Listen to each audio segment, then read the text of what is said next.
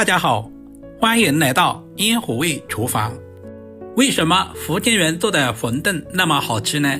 其實做法非常的簡單，如果你也喜歡，我們一起來了解一下具體是怎樣制作的吧。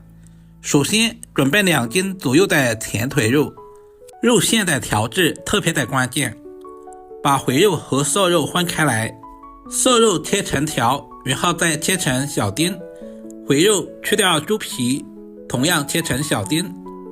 肉餡的回瘦比例也是根據個人的喜好，喜歡吃瘦一點的大約是2:8，喜歡吃回一點的3:7都可以。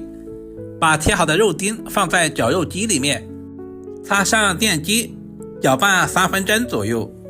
如果家裡有老人和小孩的，我們要稍微的多攪拌一會兒，盡量的攪細膩一些，這樣方便老人和小孩食用。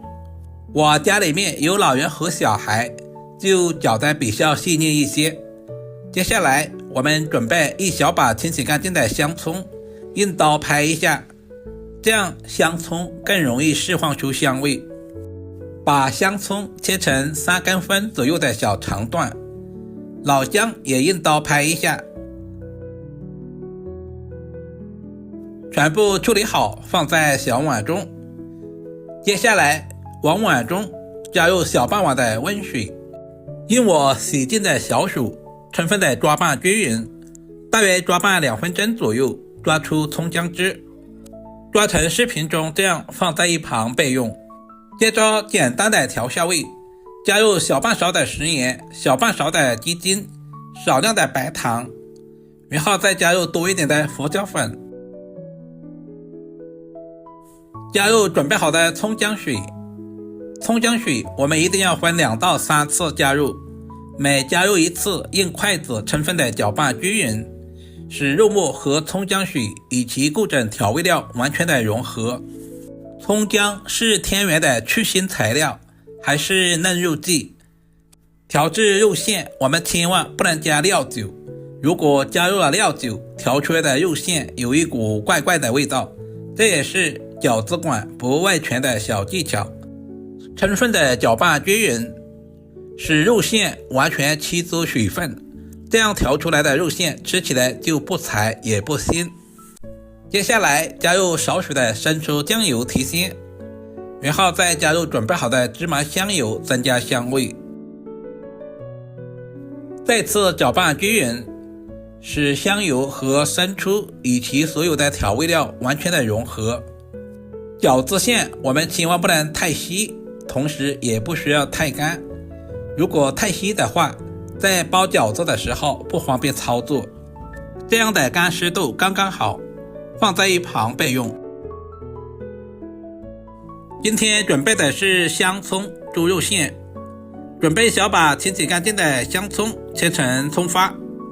香蔥我們盡可能的切短一些，如果不喜歡吃香蔥的，也可以用韭菜來替代。全部切成視頻中這樣，全部切好放在準備好的肉餡裡面備用。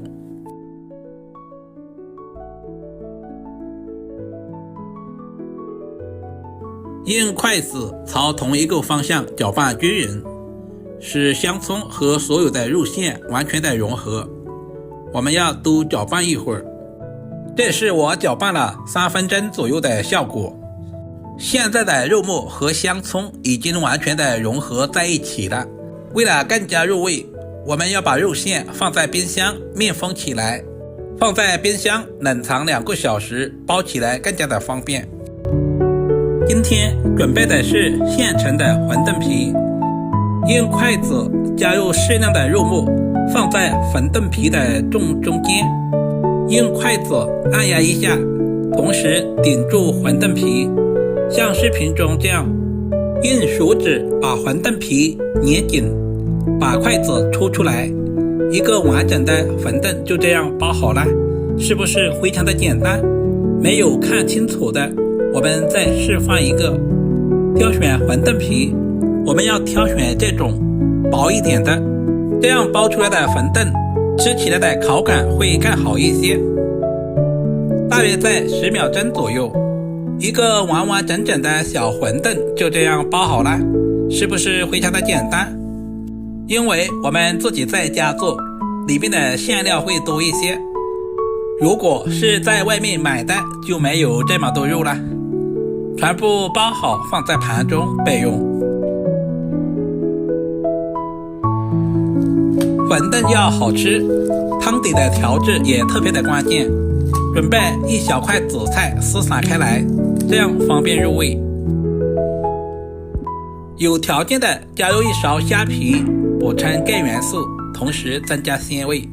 加入小半勺的食鹽調味，少量的松茸鮮，然後再加入少許的白糖，加入切好的蔥花和香菜，加入少許的生抽醬油提鮮，最主要的是加入少許的豬油增加香味。準備一鍋開水，加入大半勺的食鹽，煮餛飩一定要水開以後再下入。加入食鹽不僅提前給餛飩入下底味，同時可以使餛飩皮更加的有韌性，在煮製的時候不容易破。親愛的朋友們，視頻都看到這裡了，借您發財的小手點個讚再走唄。您的每一個點讚留言都是我前進最大的動力。鍋中水開，加入小半碗的涼水降下溫，用勺子把浮沫撈乾淨。餛飩比較容易熟，我們分2次加入涼水，煮製的時間也不需要太長，大約在2分鐘左右就可以出鍋。如果煮製的時間太長，餛飩皮很容易破。